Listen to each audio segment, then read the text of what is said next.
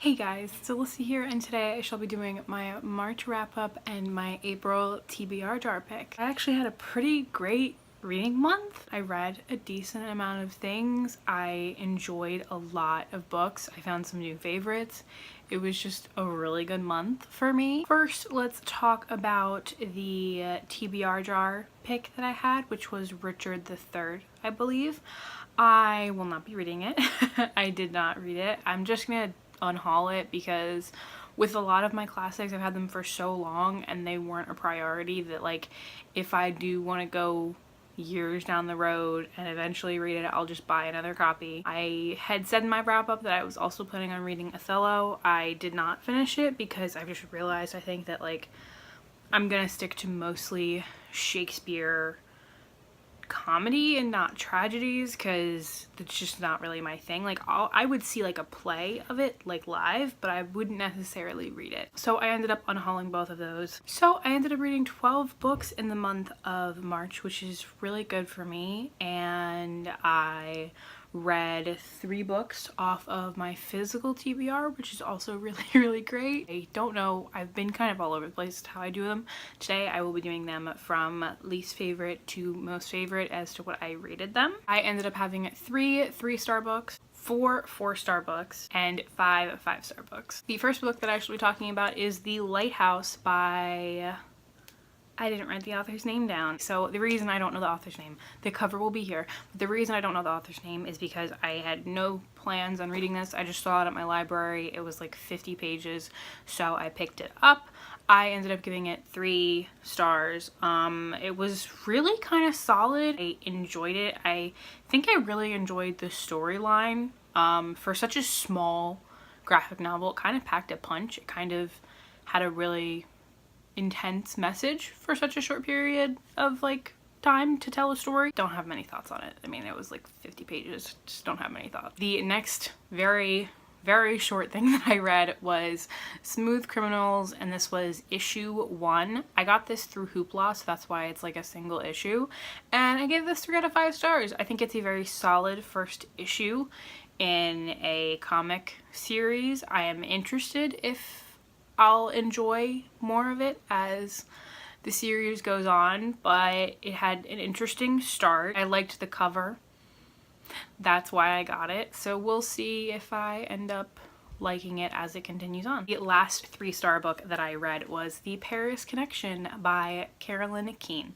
This is one of the old, from the 80s and 90s, Nancy Drew and Hardy Boy Super Mysteries. I love these. I collect these. They're just really easy, fun mysteries. Like, I don't expect them to be anything other than just a fun time. This one was good. I don't really have many thoughts. I just really love these. So my first 4-star book that I read was In a Dream You Saw a Way to Survive by Clementine von Radix. I want to say that's the name. I got this as an ARC through NetGalley, and I thought it was really solid. I don't really have many like thoughts coming away from it. It wasn't like my favorite poetry collection, but it was really cool because it felt very different. It felt very different than a lot of modern poetry. I'm not knocking modern poetry. I'm trash for modern poetry, but this definitely read as something a little bit different, and I really enjoyed it. The next 4-star book that I read was Bully Wars. Oh my gosh, this was so good. I got this through Hoopla again, and this is the same author as I Hate Fairyland, and oh my gosh, this was such a good graphic novel. If you thought the like art style in I Hate Fairyland was cool, but it was a little bit too intense for you, I highly recommend Bully Wars because I have tried reading I Hate Fairyland and it's just a bit much. This is the like teen version, like the more low-key version of that art style. The storyline was so fun. It was so different. The artwork was really cool. Storyline was hilarious, and it was just really great. The next book that I read was Legends of Zeta the Space Girl by Ben Hatke. Oh my gosh, loved this. I love this series. I gave it a 4 out of 5 stars. If you're looking for really solid, really fun middle grade sci-fi graphic novel series. I can't recommend Zeta enough. I'm actually reading one of Ben Hackey's other series for Fantasy-a-thon, which is happening in a few days. So I'm excited to read more by him, but the artwork is super cute and the storyline is just so pure and it makes me so happy. And the reason I gave it 4 instead of 5 was because the storyline wasn't quite as interesting. The pacing, I don't know, something about it felt a little bit off. So I wasn't 100% like, I loved it, but it was still really, really good.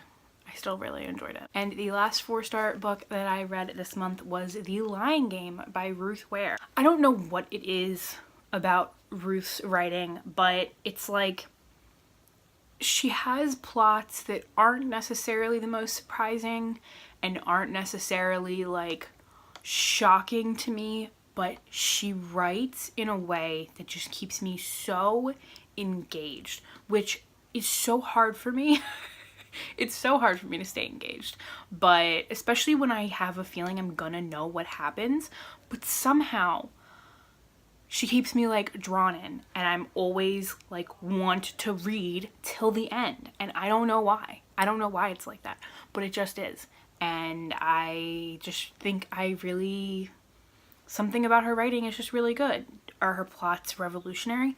No, but I think something about her characters are very interesting. Or I don't know, maybe it's just her pacing is really good, but I just have to give it to her for how good her pacing is. On to my 5-star reads of the month, and my first 5-star read, which was actually the first book that I finished in March, was A Curious Beginning by Deanna Raybourn. Oh my god, I freaking loved this book. Oh my god. Talk about one of my new favorite books of all time.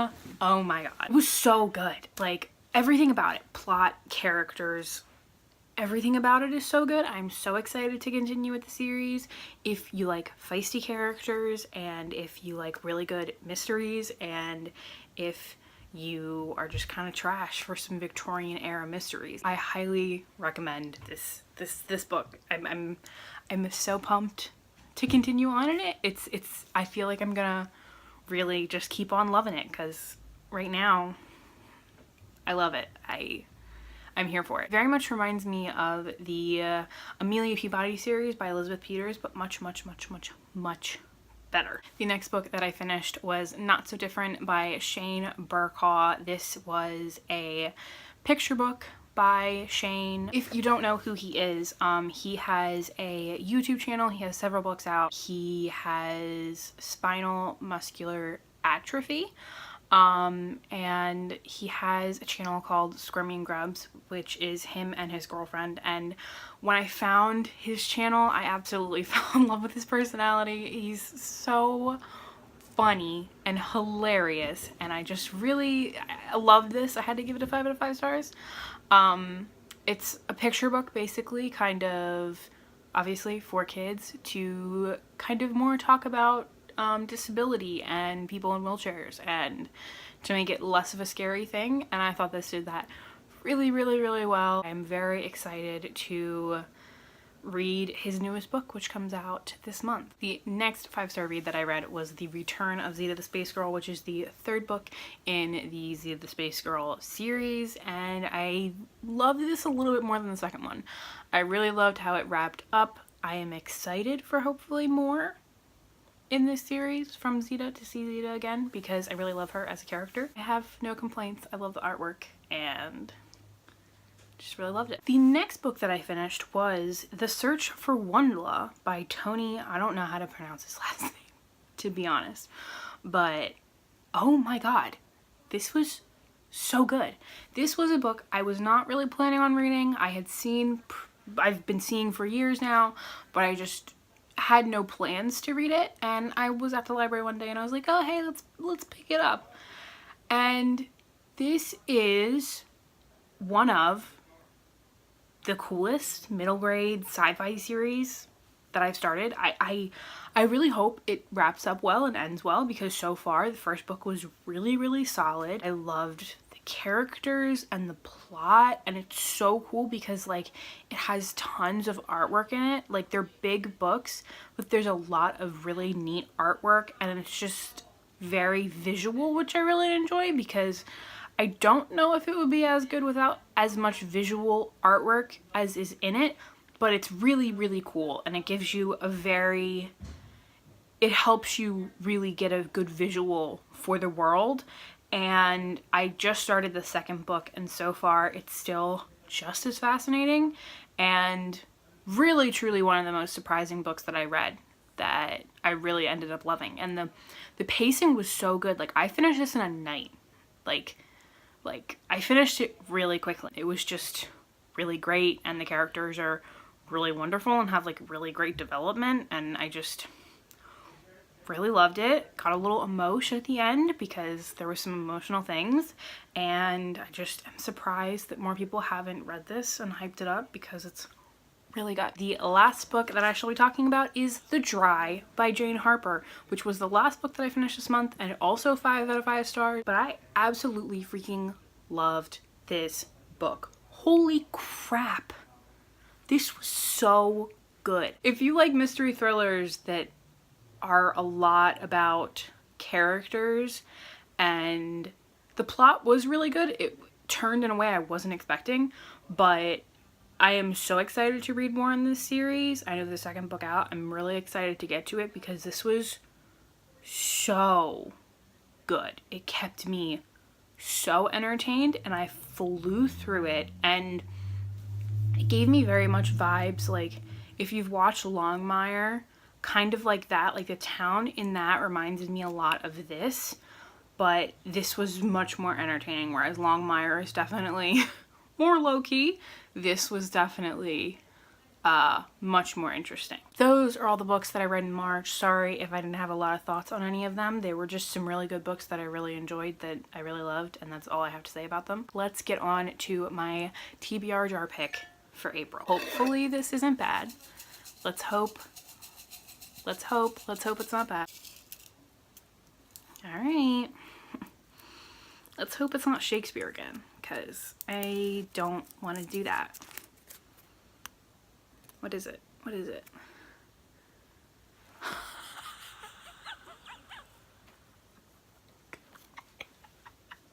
Oh my god. If you couldn't read that, it's freaking Don Quixote. Oh my god. Which, in case you don't know, is like an 800-page classic. I knew this was gonna happen to me. So, well, that's not gonna fit into my freaking readathon TBR for the first half of April, so hopefully I can get that on audiobook. Oh my god. Send me your well wishes, because that's gonna be real interesting. If you've read any of these books, please let me know down below. I would love to know. I love hearing your thoughts. If you're new here, welcome to my channel. I'm Alyssa. I post bookish videos. You can go ahead and subscribe. I try to post once a week. Sometimes it happens, sometimes it doesn't. That's all I got. I hope you guys enjoyed this video, and I hope I shall see you in the next one. Bye!